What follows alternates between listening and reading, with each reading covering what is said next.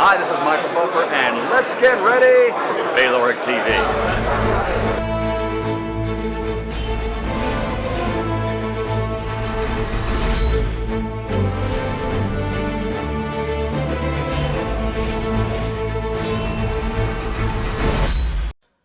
Good morning, good afternoon, good evening, wherever you are in the world. My name is Ingram Jones, and again, Bayloric TV have another exclusive with trainer of Alexander Usyk, Uncle James Ali Bashir.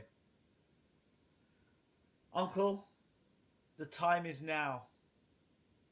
This is it. Yeah, this is it. This is it. The talking's over. Your talking's over. We go to press conference in 2 hours. We'll be at the press conference, and Saturday night we'll be in. I watched Usyk in the training session. He was hitting the pads and looked really cool and calm and relaxed, and he was smiling and he was singing with you on the pads, very relaxed. And then I saw him doing the heavy bag, throwing big shots on the heavy bag with some very bad intentions. Can you talk me through that? It's just the mood. He's ready to go. He's just amped up and he's ready to go. He's really exhausted with all of the talk surrounding the fact that he might not be ready with only 10 fights coming into his 10th fight. And he just wants to prove that he belongs with the elite of the cruiserweights. Uncle, if you can just bring your camera down just a touch, because we only got the top of your head. Up the other way, down. Yeah, give us just a little bit more. Perfect. Right. I mean, yes, the talk has been the town of being Alexander only having 9 fights, and not being ready. But then you've repeated on many occasions that we have to take into consideration his amateur experience. He's faced all different sorts of styles, and that's going to bode him very well against a Glowacki. Glowacki, let me say, because I've been told that I'm pronouncing the name wrong. It's Glowacki. Glowacki, it's hard, it's hard when you're coming from another culture trying to speak Ukrainian or the Polish language. So we're doing the best we can. But I'm sure Glowacki and Usyk, they'll understand if we fall short. You get a little agitated. This guy's had over 300 amateur fights, and that has to account for something. And some of those fights were 5-round fights. The World Games, the World Amateur Games, the European Games. So those weren't gimme fights. Those were tough fights. And they have to account for something. Coming into the pros, sometimes it doesn't mean something, and sometimes it does. In his case, it means something because he's 9-0 with 9 knockouts. So it means something. There are people that are dismissing the fights that he's had, but he fought, since he's been a pro, he's fought guys with winning records, not losing records. He's fought guys with winning records. I'll bet they weren't world beaters, but they weren't gimmies either. They were good fighters. So we fought, I think, 2, maybe 3 guys out of South Africa, and South African fighters always come to fight, and they're sturdy guys. So if you check the records of these guys, they had winning records, and that's all can be asked of. Tom Loeffler, I had the honor to meet Tom Loeffler the other day from K2 Promotions, and he was full of praise of you as a trainer. He said that Bashir is a very experienced trainer, he's a very talented trainer, and he's very confident Usyk can do the business and come on with the goods and become the new cruiserweight champion of the world. I'm very confident that he can do the business and become the cruiserweight champion of the world. Again, Glowacki is a good fighter. He's a competent fighter, a confident fighter. But I think that Usyk, going into this fight, is the better, well-suited guy to be the champion. I think that he can beat Glowacki. Do you think that this fight has got anything, when people talk about the lack of fights that Usyk has had, they could draw a reference to when Lomachenko fought Salido for the first time? Well, not only that, they got to check the history of the sport. Leon Spinks beat Muhammad Ali with 8 fights. Davey Moore beat won the junior middleweight title with only 8, 9 fights. And he had to go to Japan. I think the guy's name was Tadashi Mihara, if I'm not mistaken. Tadashi Mihara. Davey Moore went to Tadashi Mihara was supposed to fight the #1 contender. Something happened to the #1 contender. It was an injury.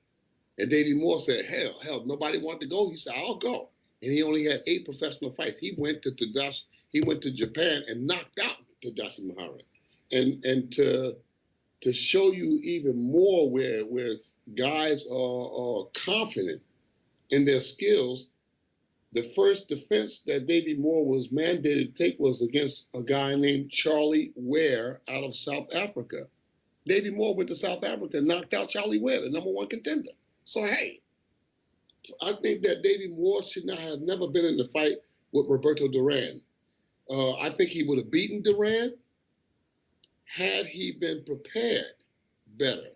He had oral surgery when he fought Durán. Durán thumbed him in the 2nd or 3rd round. They should have stopped the fight then and there. I'm a firm believer in saving the fighter. That's why I think that Kell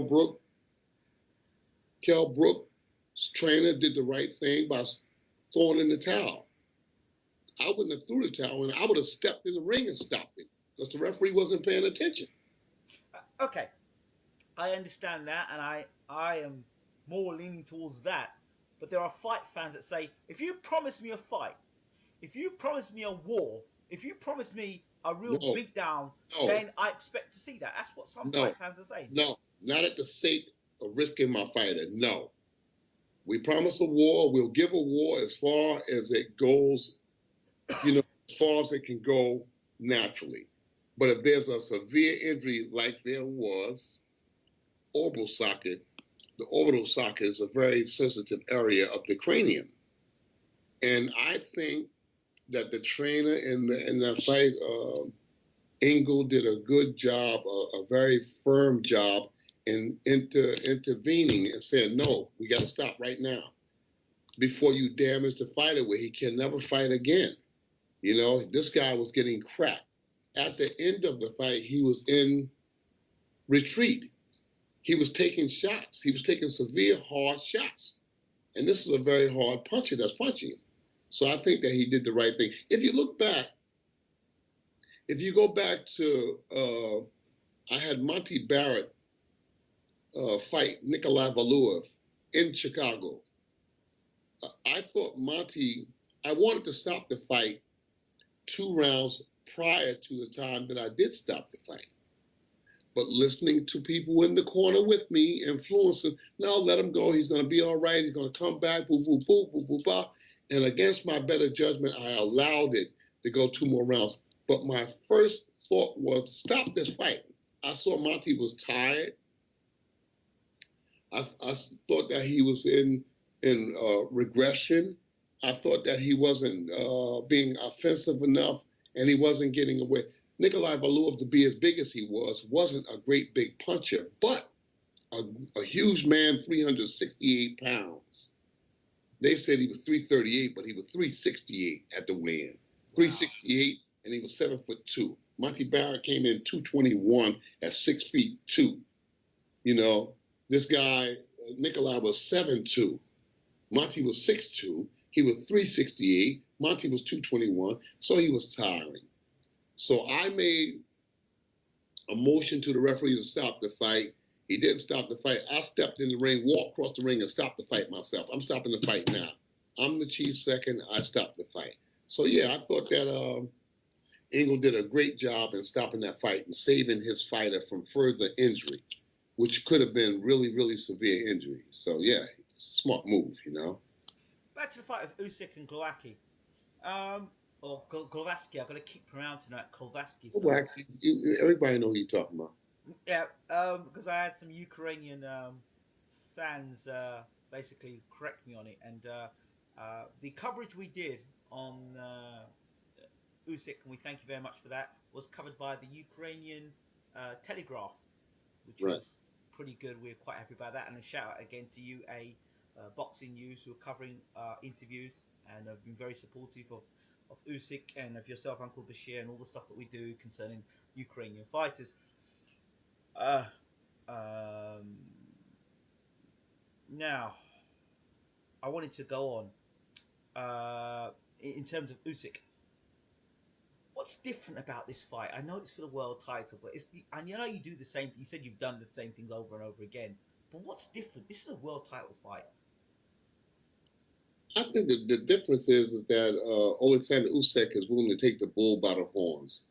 He's negated the fact that we're boxing against an Al Heyman fighter. He's negated the fact that we had to come to Poland to do it. Glowacki fought Marco Huck in Newark, New Jersey, United States. He fought Stevie Cunningham in Brooklyn, United States. Why defend the title now in Poland? My thinking is that he's fighting the best of the best. He's fighting one of the best cruiserweights in the world, if not the best. And he wants to have every single bit of luck and hope that he can win, you know, by having it in his country and being an Al Heyman fighter. Why can't we fight him in America? Why can't we agree on a location in America? Why is this fight so low key? I don't get it. And it's on the same weekend that Liam Smith fights Canelo. Surely a promotional disaster. Yeah, it beats me. My focus is on preparing my fighter to win the fight. To me, it's the biggest fight in the world. It's the biggest fight in the world. In terms of questions asked, which question do you think, from the inside looking out, is a question that journalists have missed out for this fight, and you wish would be asked of you?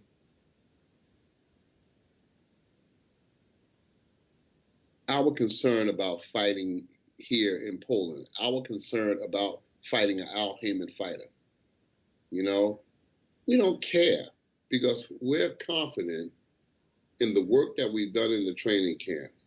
We're confident in the sparring partners that we have. We have confidence in the rounds that we've done. We're confident that we can go on and win this fight. You know, that's why we've negated the fact of being an Al Heyman fighter we're going against and being in Poland. I think that we hold the upper hand in technical skills and power, everything. Every department, I think that we beat this man. The judges and the referee. How much influence can the referee have in this particular fight? Well, you know, we got a Detroit referee, but you got to, and then the judges. I think the judges are going to be mandated by the WBO, so that could be a help to us if the judges are mandated. But you never ever know.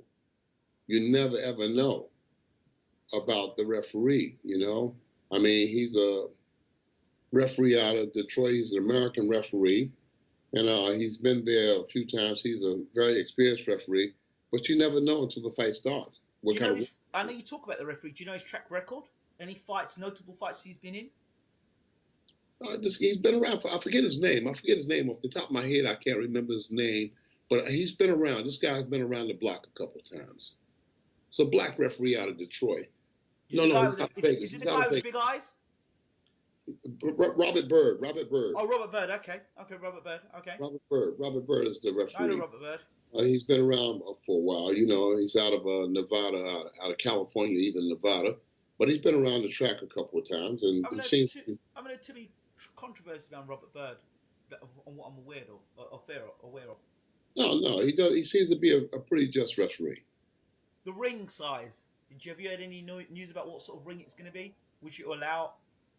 We haven't had any access to any ring since we've been here. I guess we're going to have access to at the weigh-in. You know, hopefully we have access at the weigh-in. We need to take a ring. I keep implicating that I want to see the ring. I want to see the ring. And everybody keeps saying, yeah, we're going to get to the ring. We'll get to the ring. But we're going to have to take a look at the ring between today and Saturday morning.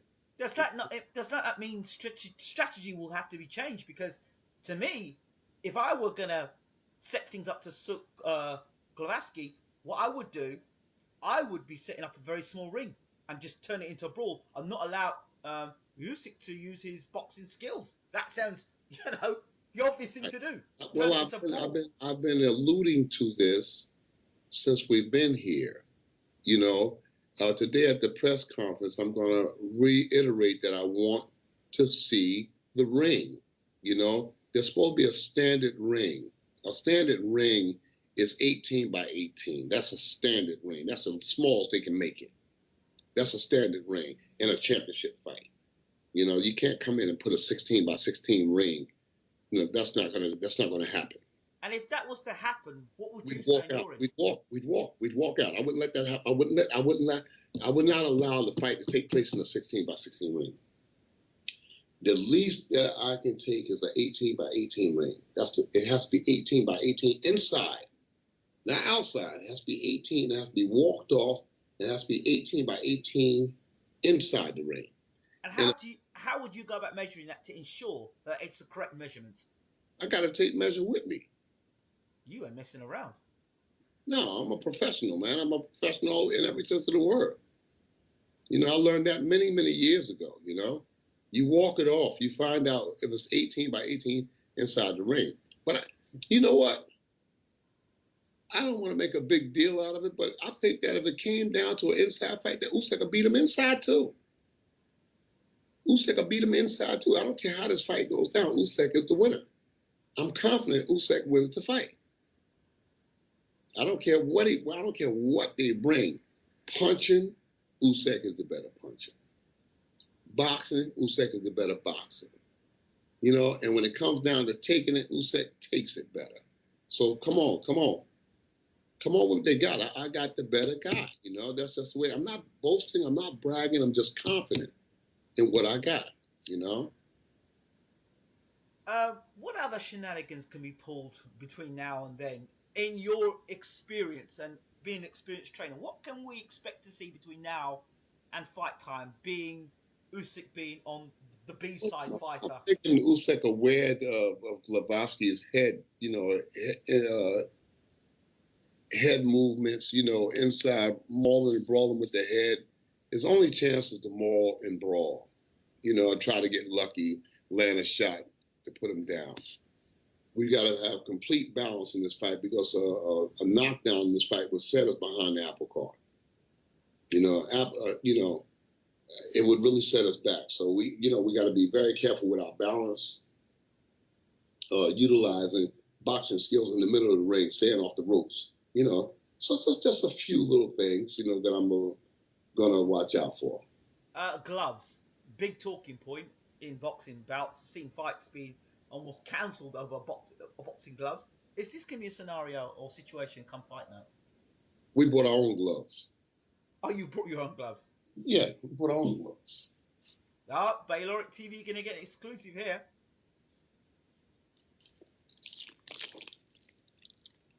Reyes, puncher's gloves. Reyes, puncher's gloves. We bought 4 pair of them. They can't deny them. They're still in the wrappers. They haven't been out the wrappers. We bought our own gloves. Nobody gives us gloves. We brought our own. So as the commissioner says, you have to wear the gloves that have been the champion. No, can't do that. So it's a WBO championship fight. The commission doesn't have any say so. It's a WBO championship fight. You can't tell us what gloves to wear. We bought our own gloves. We know what we got in those gloves. We bought Reyes. We bought the puncher's gloves. We bought puncher's gloves, and we're going to find out who's got what in that ring come Saturday night. Are you regularly using Reyes gloves, or are we going to see? Yeah, we use them all the time. Because I've got a puncher. This guy punches with the right hand and with the left hand. So if you got a puncher, you're supposed to have the premier puncher's gloves. That's Reyes. I've heard stories that Reyes aren't actually the best puncher's gloves, and that's a rumor that other boxing gloves. I've heard Rival are meant to be good boxing gloves. I've heard Everlast are meant to be better boxing gloves. You're the man. Talk to us about it. Traditionally, there were 2 gloves going back to the 60s and 70s. And it was the Reyes and Casanova. Casanova Reyes gloves were premier puncher's gloves, and they've been the puncher's gloves for a long time. Now, I'm not saying that Rival and all the other people out there that are making gloves. Now, I'm not saying that their gloves are not punching gloves, but will those gloves hold up when the pounding starts? You know, when the pounding starts, I see the gloves with a gloves shift. They have problems with the thumbs. You know, I'm not saying that the gloves are not puncher's gloves, but these are the puncher's gloves that we chose to go into battle with. Now, the game plan. Usyk's made no secret of it. He's going out there to knock Glowacki out. When you've got that sort of game plan, fighting at a high level, and now you're going to go out there to try and stop a guy, is there any concerns about having to do the 12 rounds at a high tempo, trying to take a guy out there, and maybe getting yourself out of a game plan, getting caught yourself? You know, you can't. You know, you can only control the emotions of a fighter so much. You can only control the emotions, but the game plan is to box. Is to wear the man down and move in for the kill late during the fight. You know, but my instruction to him is to box. Use his boxing skills to win the first 5, 6, 7 rounds. And after that, then start settling down and move in and look for the knockout. There's no secret in my mind. We want to put him to sleep. We want to put him to sleep. We want him out. Do you think Glowacki believes he can win this fight? I mean, it's one thing saying, "No, I'm going to win the fight," but you actually, for what you've seen of him and his body language, when the two came first head to head, did he look like a man that can actually win a fight, or did he look like a man who's just? I think that I think he thinks he can win to a degree, but him fighting here in Poland, him being an Al Heyman fighter, tells me that he's carrying a horseshoe in his back pocket to try to win this fight. Otherwise, we could have fought in America on even grounds. You know what I'm saying? They offered him a truckload of money, more money. He's getting more money in Ukraine to fight than he's getting here in Poland. But he wouldn't go to Ukraine to fight, which is understandable. He could have made more money in America to fight than he's going to get here in Poland. So that's as well. What is the logic in that? He's looking for a favor.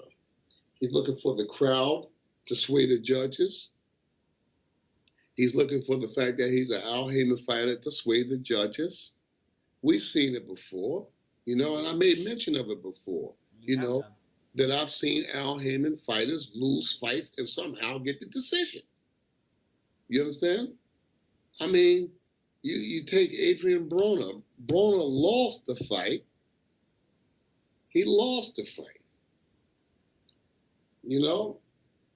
He lost a fight, and somehow he winds up getting a title shot. You explain that to me.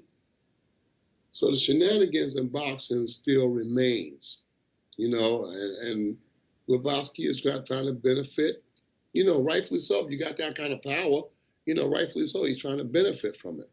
I'm going to fight in Poland. I'm a Al Heyman fighter. So the deck is stacked against us. We got to go out here. And there's no secret. We've trained to knock him out. And as far as the rounds go, I always have Usyk to do 15 rounds 3 times in sparring camp. 3 times I have him go 15 rounds with his small partners. And I bring in a fresh sparring partner every round. Every round, I bring in a fresh sparring partner. And I have him go 15 rounds. Now, there's a lot of people in Ukraine that don't like the fact that I train him in that manner. But hey, man, you're getting ready to go into the lion's den. You have got to have every tool in the shed. You've got to bring all your tools. So yeah, we're going to box 15 rounds, and we're going to bring in a fresh sparring partner each and every round. Yeah, but don't you think it's too much? I said, I think that the people here should keep quiet and let the master go out and train the fighter. I mean, the people that are talking, you guys are 30, 35 years old. What do you know about boxing? Okay, then keep quiet. He's going 15 rounds 3 times in sparring camp. He's going 12 rounds several times. He's going 10 rounds 8 times. So, I mean, as far as I'm concerned, he's prepared. How do you know that you're not overtraining him? I mean, some would say, "Oh, you're an experienced trainer," but could you be overworking Usyk? Thus far, I haven't. Thus far, I haven't. The only time I hear about a boxer being overtrained is in America. I never hear about boxers outside of America talking about being overtrained. Just check the history. The only time you hear boxers say that I was overtrained is always in America. But when you in Russia and Ukraine and Uzbekistan and Kazakhstan and in these other European countries, you never, ever, ever hear anything about a boxer being overtrained. You don't hear it in Mexico. The only time you hear somebody allude to the fact that they've been overtrained is in America. So that's what makes us, and that's why we're behind the 8 ball now. Customarily, let me say something to you, and this is not being racist, but customarily, if you look back on the history of boxing, the lightweight championship was owned by Americans. The junior welterweight division was owned by Americans. The welterweight division owned by Americans. The junior middleweight, the middleweight divisions owned by Americans. Light heavyweight division owned by Americans. All right? Cruiserweight division owned by Americans. Heavyweight division owned by Americans. Who own those divisions now? Europeans. Europeans own them. America's nowhere to be seen. Know why? Because they're softened in drugstore cotton. They don't have the proper training. They don't have the proper teachers. I know that there are people who are going to call you up, who are going to write you and take issue to what I'm saying. Well, I'm going to support what you're saying. Bob Arum was quoted in saying that white Americans are more interested in watching MMA than boxing. Mm-hmm. That's what he said. Well, that's an opinion. Yeah, it could be an opinion because I don't know why they have an attraction for savage sports. MMA is a savage sport.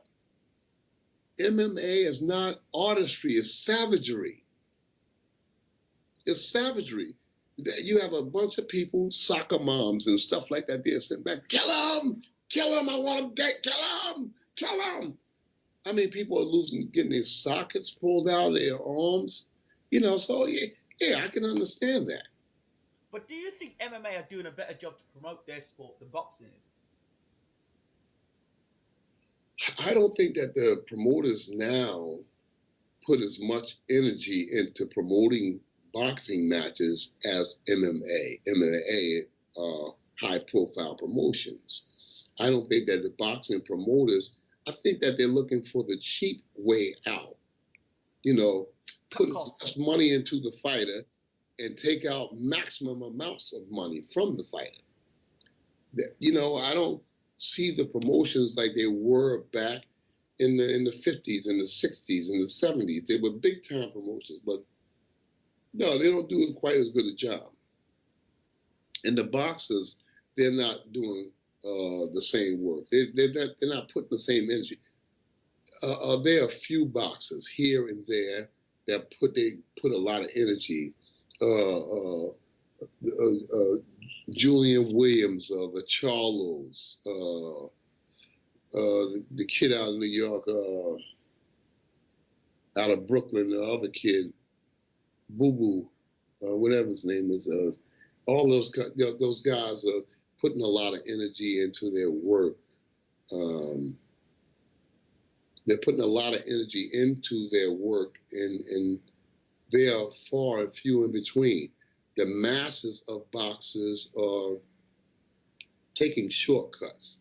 The masses of boxers, everybody wants to be a Floyd Mayweather Jr. Everybody wants to come in and they want to have this. I want to be on the A side and I want to be on the B side. What about working your way from the B side to the A side? How about that? How about rolling the dice Floyd Mayweather Jr. rolled the dice. I think he won a title inside his first 17, 18 fights, if I'm not mistaken. And he stayed on top for 19, 20 years. Unbeaten. Yeah, unbeaten. So yeah, everybody wants to be a Floyd Mayweather Jr. in the negotiating room. They want to negotiate. They want to do this. They want to do that. You know, I want to do this here. Danny Jacobs, he's another guy that works hard. And it's a guy that comes out of the same state. What is his name? Andrade. He comes out and says he works hard. The Charlo brothers work hard. Julian Williams, they work hard. Errol Spence, everyone's talking about him at the moment. Who? Errol Spence. Errol Spence. Yes. The two guys that just fought. I got so much in my mind right now. Tony Harrison and the kid out of Florida and the other kid out of Vegas that just fought welterweights. Thurman Porter. Those guys work hard. Those guys work hard. And the backups, when I say the backups, I mean the guys that's on the levels right below them and below them. Those guys need to back those guys up by coming to fight. They come to fight and they're out of shape. They fall in 2 or 3 rounds, and 7, 8 rounds, they're dead, they're tired, you know. So, hey, the Europeans are taking over, you know. I mean, customarily, the heavyweight division belonged to Black American fighters. Black American fighters for God knows how long. For God knows how long the Black American was the place to go if you wanted to be with the heavyweight champ. Now, Anthony Joshua. You know, you got Deontay Wilder, but he doesn't own the whole piece of the pie. And then you've got Mr. Fury. And you got Fury. So I really don't want to. You got the Klitschkos. I don't want to go that far into it, but very quickly, any update on Klitschko training camp, the fight? I mean, Klitschko right now is in training camp. He's preparing. That's it. Yeah, he's getting himself together. He's getting ready for a battle, the battle of his life. He's prepared. He's focused. He has incentive. He has drive, and he's preparing for the battle of his life. Believe me, Vladimir Klitschko is coming for the battle of his life. He's going to fight. This is the battle of his life. He's got to do it. It's do or die. And Tyson Fury, on the other hand, I know he's somewhere preparing for the battle of his life. This is going to be a superb heavyweight fight. Much better than the first one. Yeah. They're going to step it up. Both of these guys are going to step it up. They're going to step it up like they haven't stepped up. So I anticipate it. You know, I'm an assistant trainer, but I'm a fan too, and my mouth is watering for this fight. I can't wait for the night out there in the ring, for the bell to ring. Regardless who it is. Pardon me? Regardless who it is, whether it be Fury or Klitschko. Oh, man, I want to see a fight. I want to see a fight. I want to see a good old-fashioned throwdown. Do you think that if Klitschko was victorious, would it put history back in the right place with Klitschko? Because he's had a lot of, fights where he's not performed. I think that Klitschko comes in and he say, for instance, hypothetically speaking, that he beats Tyson Fury. Mm-hmm. Decision, KO. I think that he's going to be a target. He's going to be a target because the young lions are going to view him as somebody that's wounded. He put so much energy into taking the title back. Now he's wounded. Now's the time to go after him. Now is the time to try to take him off the throne. You understand? So the young lions, Joshua, Deontay Wilder, and the second tier of heavyweight, they're going to be looking at him. They're going to be looking at him, and they're going to be trying to hone in and try to take advantage of a wounded old warrior. And rightfully so. If I had a guy that was on the second tier and looking at him saying, now's the time to get this guy. This guy's putting in a maximum amount of energy into beating Fury, so he can't be that sound. So if I had a guy on that second tier, I'd be looking at him. I'd be looking at him closely And to conclude this interview, James Bashir, trainer of world cruiserweight champion Alexander Usyk. How would that sound for you? Oh, that would be it would be a great thing. It would be a very, very great thing. It would be outstanding, a breath of fresh air. Because in my mind, I have got to be, in my mind, one of the best trainers in the world today. I mean, in the top 5. In the top 5. I'm saying in the top 5 in the world today. I watch the work of each and every trainer that's out there, and I don't see too many guys. I don't see too much teaching. Okay, tell me a trainer that you do. I know I've heard a lot of trainers you don't like, or you don't think as much of it. Give me a trainer that you have a lot of respect for, that we can visually see. That other fight fans can say, yeah, Bashir thinks he's a good trainer. I mean, there's some good trainers out there, you know. I don't want to put anybody down. No, you're not putting anyone down, but I'm trying to push you to actually talk about a trainer that you actually I'm like. saying, you know, everybody got their styles. I don't agree with a lot of the styles. You know, but hold on, Uncle. I'm going to push you on this one because you've talked a lot previously of trainers that you don't rate very highly and think that they're getting a lot of smoke blown up their ass, and I can understand it, and we can visually see what's going on. Some people say, oh, well, he's a bitter trainer, blah, blah, blah, blah, blah. Well, okay, if that's an argument, well, I'm trying to bring something to defend that argument by saying, all right, you're saying that Uncle Bashir is bitter, and he's a bit bitter. Let's hear Uncle Bashir talk about trainers that he does appreciate. So that puts you in a different mould there, Uncle. That younger fighters can say, okay, Bashir's the master, but who else can we look at? I've got to, you got to look at, when you judge a trainer, you got to look at their track records. What are their track records? I mean, John David Jackson has Kovalev. All right.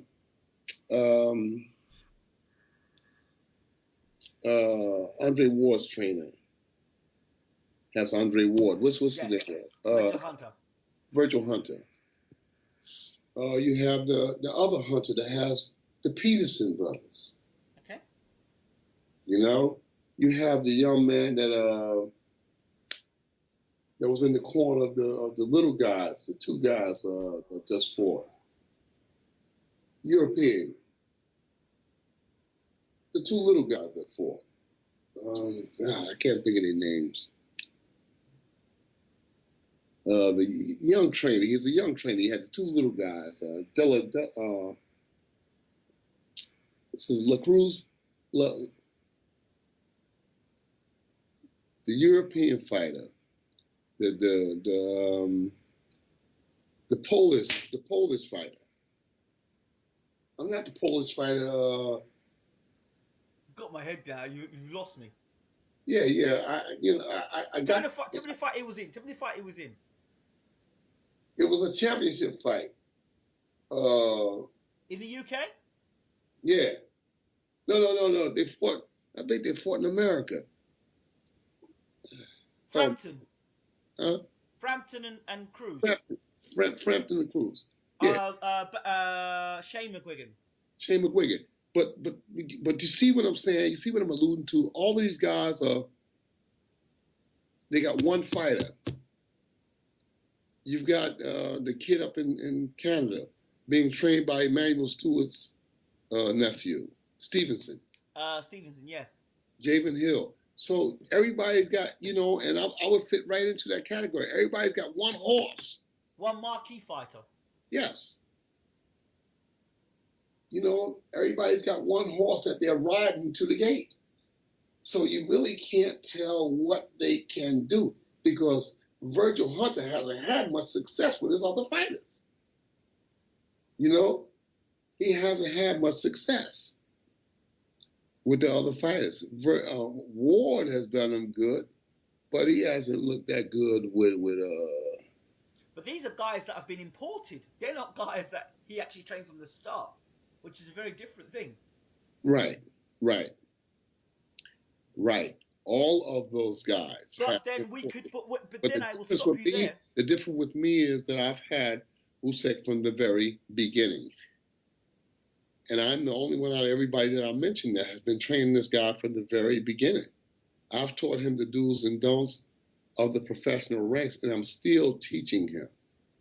But, you know, all the other guys that I mentioned, all of those guys got the fighters when they could already fight. They had Emmanuel Stewart, he had Thomas Hearns and a few other fighters, but he also had fighters, he wouldn't touch fighters that weren't already proven champions. I.e., he had the opportunity to train Audley Harrison, but Emmanuel Stewart refused to take him on. Right. I mean, if Emmanuel Stewart's track record, I always see on the internet, you know, people comparing trainers and they come up with the trainers that's most recent. You know, they're speaking of trainers who had a track record for training fighters that was already prepared. But when you speak about trainers, I'm talking about people who go in and straighten out. You know, it's like a car that's broken. You go in there and you change the alternator, you change the fuel pump, and you reconstruct the car. You reconstruct the car. So I mean, Emmanuel was a hired gun, so to speak. Yes, you said. He's a hired gun. He was the guy you bring in to repair a guy that was broken. Are they trying to do the same thing with Virgil Hunter today in 2016?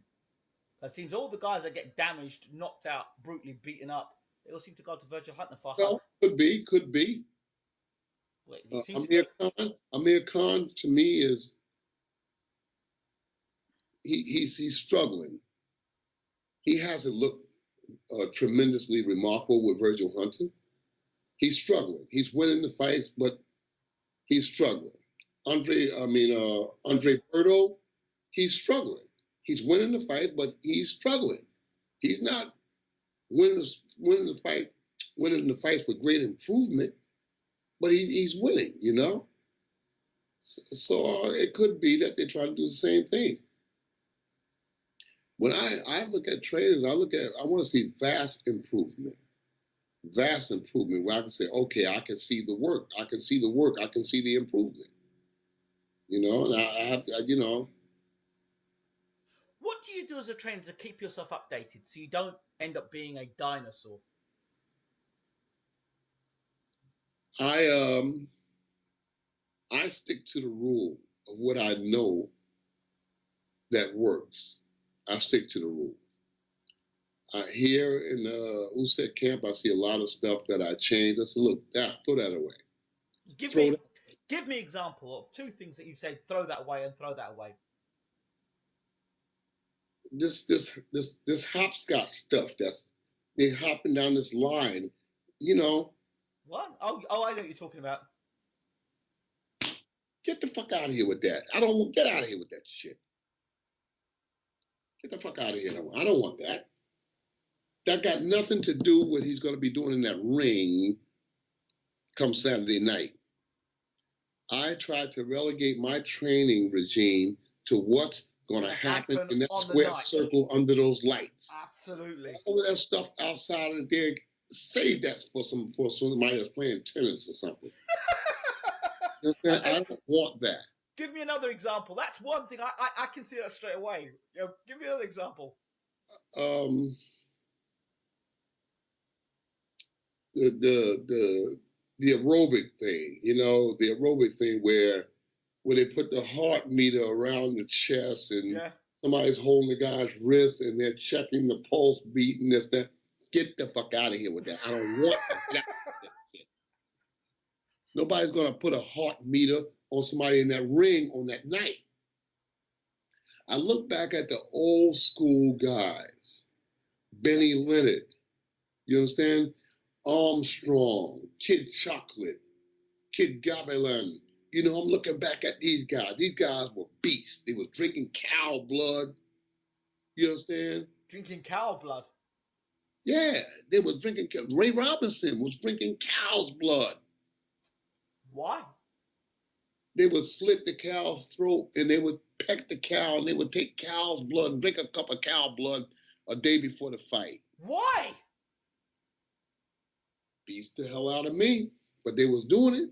So wait, would you advise your fighter to slit No. the cow's throat? And No, but I'm just saying the primitive methods that they were using going into a fight.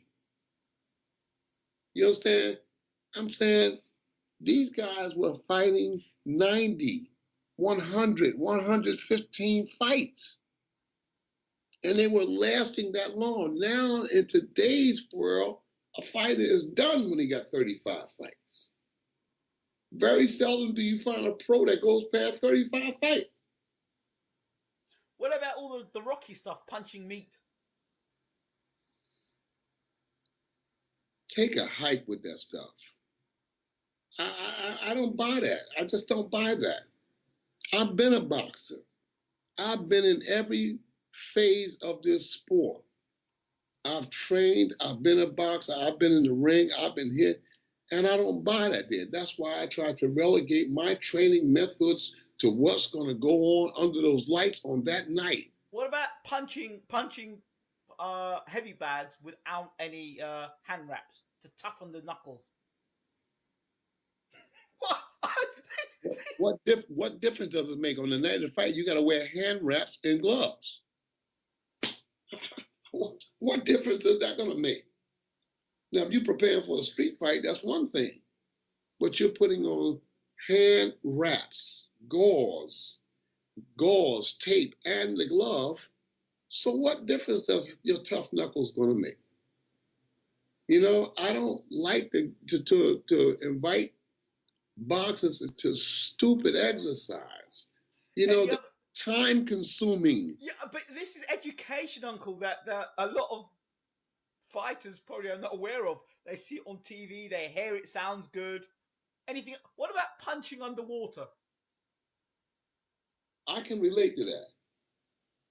I heard a rumor Ali did it just for a publicity stunt, but other people are doing it as the real thing. I've tried it, and it seems when you punch it underwater. Yep. No, it builds muscle. Yes. It helps hand speed. I can relate to that. That I can live with. That I can definitely relate to something like that. You know. What about there's the one where I think Fred Jenkins had Brian Jennings blindfolded, throwing punches, so that he can remember his punches and combinations. I can't relate to that. I think that's bullshit. I can't relate to that. I think that's bullshit. You know? I see so many things. I guess there's a lot. The last one I saw was on YouTube. It was a trainer who had lined all his fighters up, and he just got them to stick their chin out, and he was hitting them all on the chin, going past, whacking them on the chin. I mean, silly, but these things are on YouTube.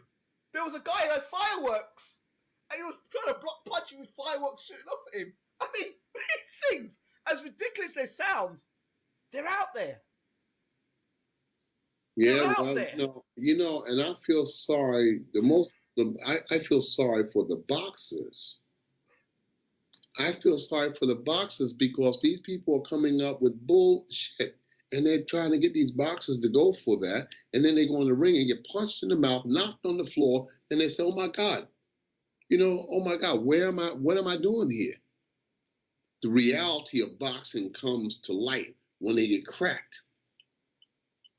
Once they get cracked on the chin, once they get cracked on the temple and get on that floor and they say, damn, what am I doing on the floor? And they get up, then the reality comes in. I see so much stuff around the world. I've traveled around the world, much of it with Emmanuel Stewart. And I see so many techniques and so many different additives to boxing. And I be mumbling under my breath like, what in the hell is going on here? You know? But myself, I try to stay relegated to what's going to go on in the ring on the night of the fight. Vitaly Klitschko said to me when I first met him, He said, I don't run, you know? And the logic was, when the reporter asked him why he doesn't run, he said, so on the night of the fight, I'm not going to be running. He said, on the night of the fight, I'm going to be in a square circle, 20 by 20, and I'm going to be standing there for the most part. You remember how Vitaly would stand there? He would stand there and he would jab, and everything he would jab stay right there. And Vladimir does the same thing. And I adopted more so. I knew before that, but when I heard the doctors talk about it, I said, that's it. George Benton never allowed his boxers to run.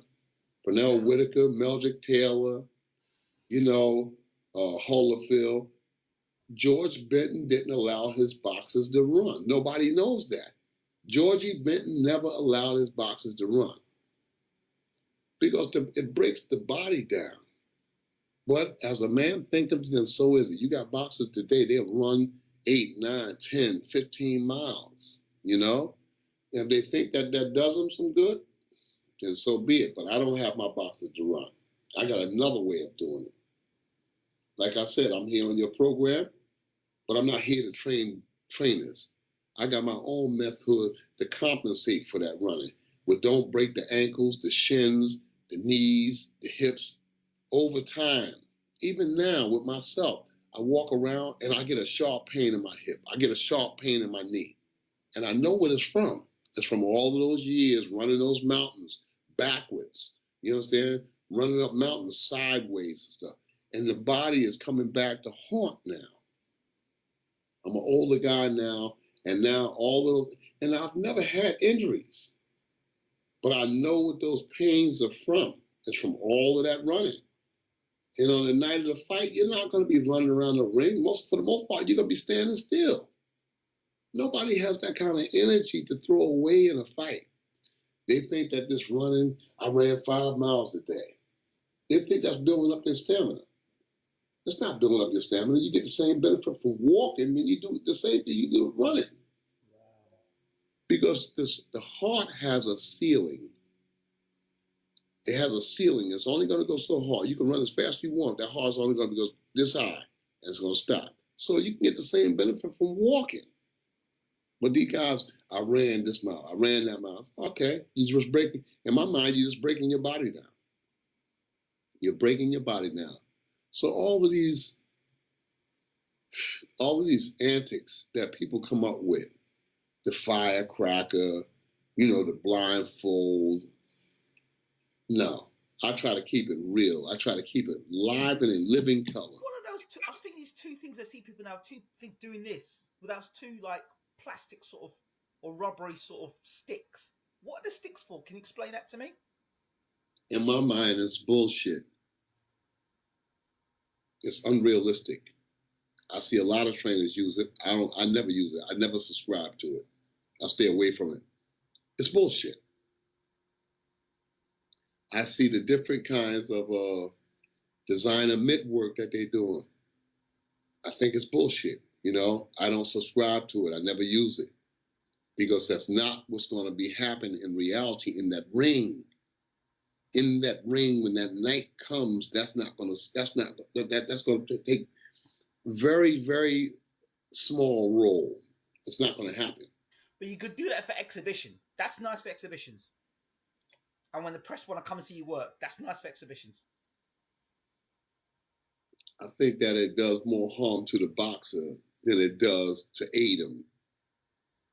You know, I think that design, I think it does more harm to the boxer as opposed to aiding him.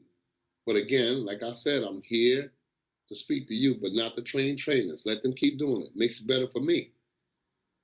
Makes it better for me.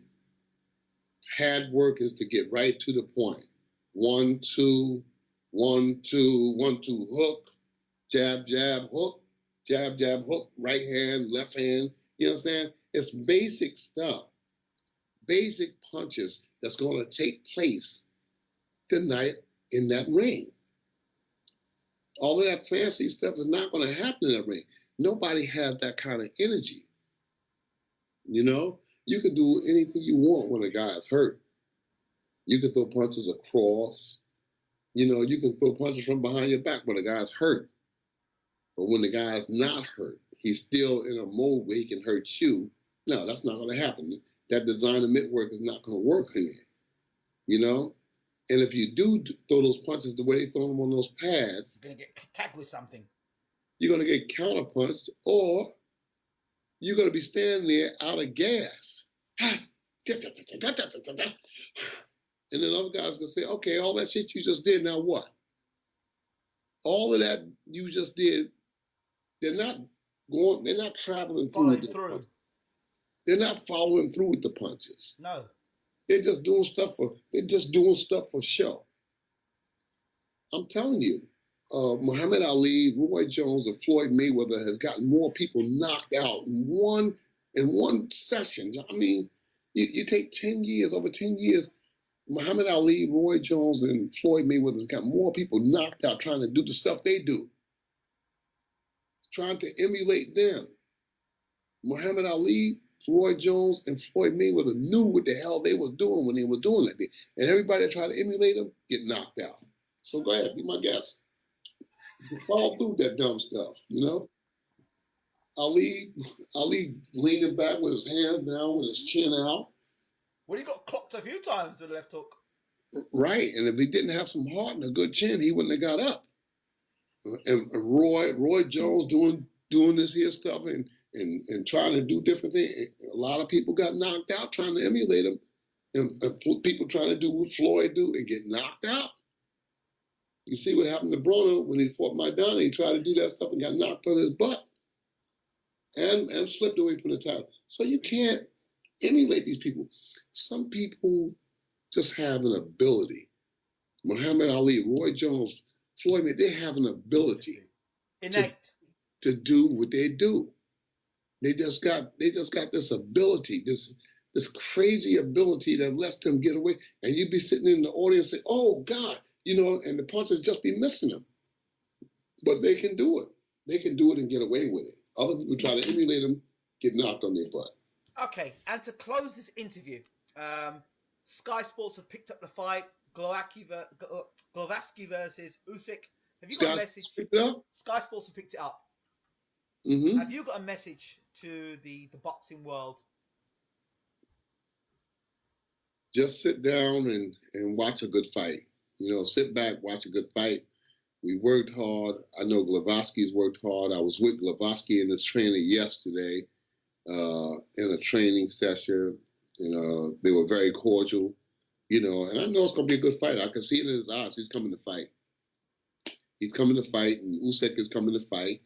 And I think that this is going to be a good fight. I think that the fight will end in a KO. That's the signature of the cruiserweights. The signature of the cruiserweights. I think it's a highly underestimated division. And I think their calling card is knockouts. You know, so I think that this fight will be no exception to the rule, that the fight will end in a KO. One of these guys are going to get knocked out. Uncle James Ali Bashir, thank you so much for talking to Bayloric TV. We've been so much with you on the journey, and Saturday night could just be that crowning moment. Oh man, it'll be like, oh man, that'll be a great time. It'll be a great time. And as soon as they say, and the new WBO Cruiserweight Champion of the World. Yeah, we're looking forward to that. We're looking very much forward to that. You know. Wow. I've got a cool, calm, collected fighter here. He's too cool. You know, he's just too cool. It's going to come out Saturday night, though. It's going to come out Saturday night. You know, I hope so. God willing. Uncle Bashir, thank you once again. Yes, you're welcome.